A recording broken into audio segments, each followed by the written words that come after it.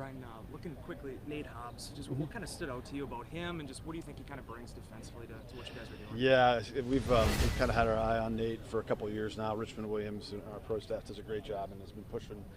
You know, we just really thought he's a really versatile all-around corner, can do everything. We really like his ability to play on the outside, which he hasn't done a ton of. But then the ability to move him inside and match different receivers and just his play style. I think that's one of the things that really stood out to all of us. And really, really excited to see what he's going to do for us this year. Is the plan to move Elton to center, since obviously a lot of Banks has been at left guard in San Francisco? Yeah, no, we've had plenty of conversations with Elton leading up to it, and obviously, he played center in college. We feel he's got a chance to be an all-pro center. You guys, we've talked about a lot how versatility plays into our offensive line, and having guys that can move to different spots, and Elton's one of those guys that can play all 5 spots. So he's a luxury, but I think I'm excited to see what he can do at center as well. Brian, when it was a couple of years ago when you did that contract. I remember at the time it was going to be adaptable. He'd be paid if he was a tackle, paid if he was a guard. They've come to you and asked for any adjustments to maybe do something contractual wise now that he's going to make the move. Yeah, I would never talk about any conversations we have with any of our players on contracts and things like that. But obviously, he's one of the higher paid guys in the league for a reason, because he's a really good player. And I think moving to center for him was something he always kind of thought about in his career at some point. We're excited to see what he can do for us. So he didn't fight back or push back or anything there. Brian, what's the plan for Jair Alexander in your roster this season? What's Say the it plan again. for Jair Alexander? Jair? I think we're still working through that. Obviously, a very, very good player for us, and we have some time here to kind of figure that out and see what's best for him and for the organization. Is there a possibility that he plays for you in 2025? It could be a possibility, absolutely. But again, I think we're in the middle of that right now. So, Brian, do you think whatever way you go with that, it'll be resolved by the draft time? I think that would be nice, but I don't think you can say that for sure. But I think that would be helpful. Is extending Zach Tom a priority this offseason? I think that certainly we'll get into those discussions probably later this summer, and with those players that are going into their 4th year. What does Rasheed Walker still need to show you to be worth extending there? Oh, I think Rasheed's done a lot of really, really good things for us. I don't think necessarily needs to show me anything. I think, like anything, you got to continue to play at a high level. We're going to have a lot of competition there. Not just at his spot, but all across the offensive line. And, we got guys like Jordan Morgan here that I think are going to really emerge. So it'll be good to see that competition, and we'll be better for it. Are you going to play? Is Morgan going to get a shot at left tackle this year? Yeah, I think it's just like last year. He'll take reps at multiple spots, but he'll certainly get a shot there. Brian, with Aaron Banks coming in now at left guard, what did you like about him? What do you think as far, now with Elton being at center, how does he sit in that? Yeah, obviously, a really large man that can do all the things that Matt asked those guys to do in our scheme, as far as his ability to get off the ball quickly, get out in space, and really run. This isn't a 295-pound man. This is a 330-pound man. So his ability to play physical in the run game and anchor down in the pass pro, I think, was something that really he's played at a high level for a few years now, and to get a guy like that really in the prime of his career was something I thought was really going to benefit us. It sounds like people have raved about his run blocking ability. Do you think, with all moving Elton and all that, do you think you're a better run blocking unit, and can that be even a bigger full? Yeah, certainly we have the potential to be. At the same time, you guys, those 5 guys got to work in concert, and there's a lot of work that has to be done before you ever get to that point. So every year is a different year. These guys got to put in the work and really come together as a unit. But I think we have the potential to be that. Brian, I think a lot of people expected you guys to trade for everybody and sign a lot of top people when you made the urgency comment. What was kind of your approach to free agency, and did you maybe have some bigger things in place that you didn't get done, or how would you categorize how you guys approached that period? Yeah, I mean, I think the urgency comment is really more, for our team, our organization, to understand what the expectations are. At the same time, for us, I think we were very urgent in free agency. Obviously we went after a couple, top targets. We were able to acquire them. I think it really is going to help our football team. I think the urgency comment is across the board. I think it's for our players, it's for our organization, and just how we're going to approach things. Along those lines, in the past, when you had money and needs, you've spent. This year, not saying you didn't. I think we're like 10th in the league in spending. But this year with free agency, you signed a couple guys, but if you'd wanted to, you could have done more. You had the cap room to do more. There were all sorts of pass rushers of different stripes and prices available. What made you decide to do it the way you did it? Well, I think we every free agent class is different. You have to be honest with yourselves about what it is. You can't just go chasing after things and trying to create stuff. We very much felt that kind of the targets that we targeted were the ones worth targeting.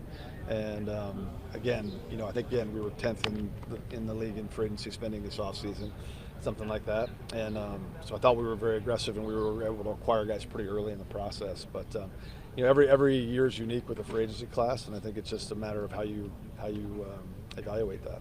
When you say 10th in spending, I hadn't seen that number. Is that just cash spent this year, or is that average contract? I think it's cash. Yeah. Brian, it changes daily because it's still going on. Right. Yeah. With McCole Hardman, you said at the combine you wanted multiple options to return kicks. Do you see him as a guy that can maybe take some of that burden off Keyshawn if he's playing outside corner? I do, absolutely. I think both as a punt returner and a kick returner. He's a little bit more experienced in the punt return game than the kick return game, but he can do both. He obviously adds an element of speed to our football team. He's been in big games and played well in big games. So, he's had a little bit of he's been hampered by some injuries along the way, but I think when he's healthy, he's certainly he's an impactful player. Brian, what's been your involvement personally from the organizational standpoint with the Tush Push thing, and where do you? Yeah, it really wasn't a huge part of drafting the proposal or anything like that, but I'm very much in support of it.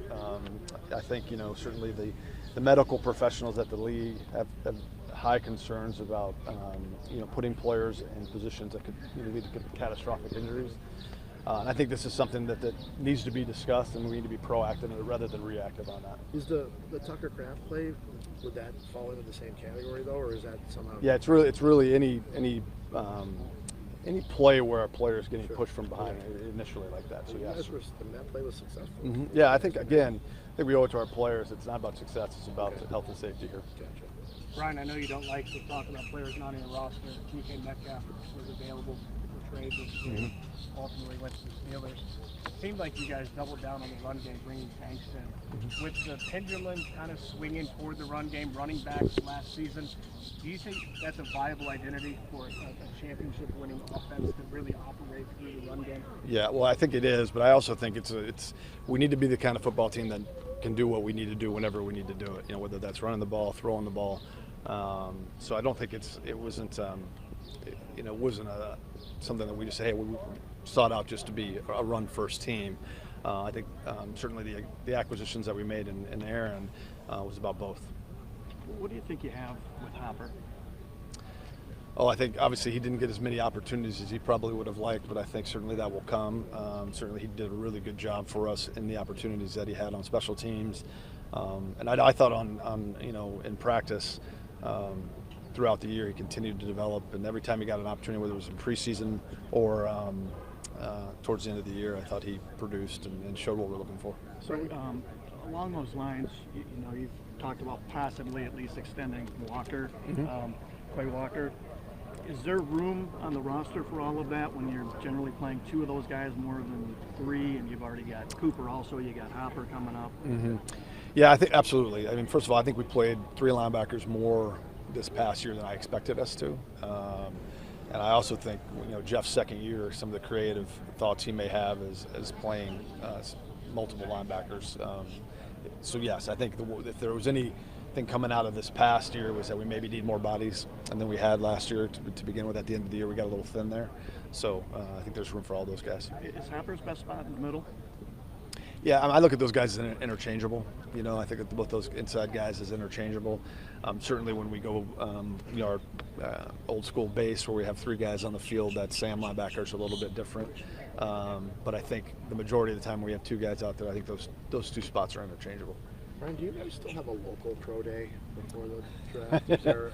We do. It's we don't work guys out anymore. We bring it. So, the way that the league changed the rules a few years ago, where we have three schools that are under our umbrella, we bring those guys up. We sit down with them, not only with us but with our coaches, and put them through some medical things and some getting to know But it's to put them on the grass and actually move them around. We don't do that So anymore. are the three schools all BX schools? Or? No. It's Wisconsin, it's Wisconsin, Northern Illinois, and Northwestern. So yeah. So like for a team like Dallas, for example, there's a million prospects in Yeah. Dallas. Like, do you think they have an advantage? Yeah, I mean, it's always been a little bit of a disadvantage because whether you're Miami, or maybe LA or Dallas, where you have, a bunch of pro prospects that come from your metropolitan area and the ability to basically get a free 30 visit out of that. So it's always been a little bit of a disadvantage, not selling anything short of Green Bay and the metropolitan area there. But at the same time, I don't know if it's that big a deal. Yeah. Brian, what are you expecting year two in this 4-3 defense? How big of a historically jump the teams that are long-standing 3-4 making that second year? Yeah, I hope a big one. I thought they took a big jump during the season last year. I thought by the end of the year we were playing some really good football on defense, and so I'm excited to see what year two brings. Not only with our players, but just with what Jeff was out of the league for a little bit, and for his ability to adjust in season. Now having a full off season, not only to know our players better, the league a little bit better. I'm excited to see what we can do on defense. You haven't addressed the pass rush this spring yet. Can you do everything you need to through the draft to get that pass rush to the level it needs to be? I think we can do everything we need to do through the players we have on our roster right now, because I think there's a significant amount of improvement for those guys, not only in year two of a scheme, but just I think individually as well. So we've invested in that quite a bit already, and I'm excited to see the growth that those guys will have. If the draft happens to bring us, some more ammunition in that category, great. But I don't think it's something that's necessarily we have to go chase. Do you think it was just the transition, whatever was lacking last season with the pass rush at times, just the transition schematically? I think that again, we had some pretty good moments in pass rush last year. It just wasn't consistent enough.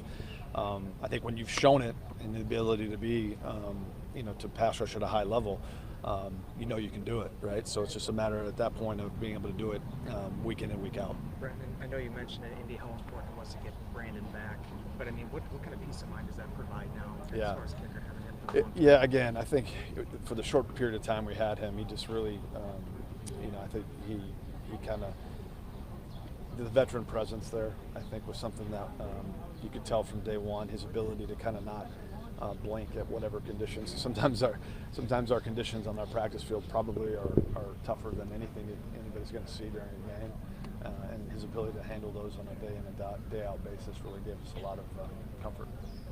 You've had a lot of time to digest last season now. What do you think happened at receiver? Do you think any complacency set in last year after how strong they finished the year before?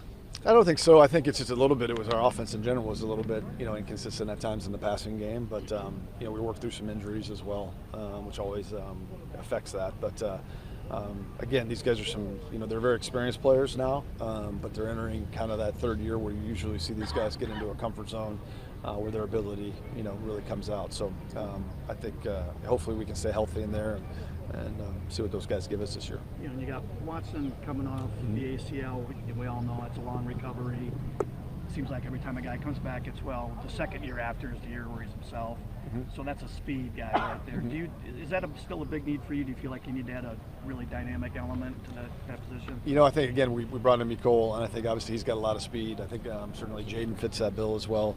Luke Musgrave, I think it's a guy, if we can consistently keep out on the field, provides a speed element that can stretch the defense. So I think we have that ability, even without Christian. Christian's a pretty dynamic guy. There's not many guys like him in our league. So when he's out there, it certainly changes things. And getting him healthy, down the stretch, I think will be a really important part of that. But I do think we can handle that as we are. Do you really think you can? Do you have to look at anything he gives you as a bonus? Because he won't be back until sometime in November. You've got to get in game shape after that. Or are you counting on him to be helping you by December? Yeah. I wouldn't count him out, you know what I mean? Just because I know his work ethic and how he approaches things. It won't shock me at all if he's a big factor for us this season. But at the same time, as you said, these are big injuries, and I think we have to make sure that we're protecting them, in case that doesn't happen. Right, forgive the off-the-wall nature of this question, but there's push or talk by the league and players about playing flag football in the Summer Olympics. How could that work given. Yeah, that's a GM nightmare. You know, it's a little bit like the old Pro Bowl when they were playing in those games, right? You're holding your breath the entire time. At the same time, I think flag football is is going to be such an important part of the growth of football.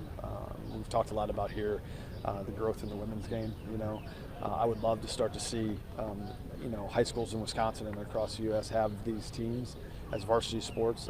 I have 3 daughters. I have my youngest daughter's in 8th grade, and she's a fabulous flag football player. She can really run, and right now there's just not a lot of opportunities for those as they get into high school. So, so I think overall it's a great thing. I'd love it if we kept the NFL players out of it, if that was ever possible. Just because, again, I think your best players, if they were playing in that game, I think that would be any of your players, quite frankly, the risk that is. But at the same time, I think it is good for the overall game. What made McDuffie worth that investment? I think Isaiah. I mean, from the day we have had Isaiah, he's done everything that we would ask for him as far as the way he handles himself. He's been an elite special teams player from the beginning. Certainly started a lot of games at linebacker for us.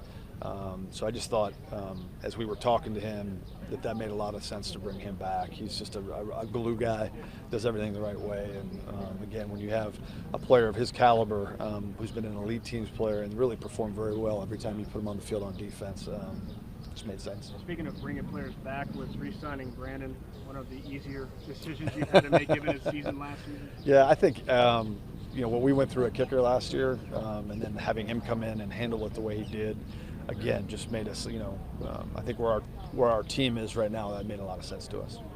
What'd you think about bringing Christian back, Welch, too? Yeah. Kind of get him back in the fold. I know after the preseason he put together last year. Right. Yeah. No. Obviously, Christian's played a lot of football in this league, and he's still a very young player. I think still an ascending player. I thought he did a lot of really good things for us last year. We were kind of hoping to keep him around, and so kind of as that possibility came about, again, made a lot of sense for us. Brian, one more on Jair. When it comes out that you guys are open to trading him at the combine, but then you also leave the option open of him coming back, you have to have a conversation with him just to let him know where you are. This was your first draft pick. It's not any old player. Yeah, no, so John Thornton's his agent. We talk weekly about these things and working together on finding the best solution for everybody. Obviously, we invested a lot in Jair, and we want to make sure that if he's not going to be on our football team helping us win games, that we get something back for that investment. So we'll see where it goes. But again, working with him weekly and trying to figure out what's best for both Jair and the Packers.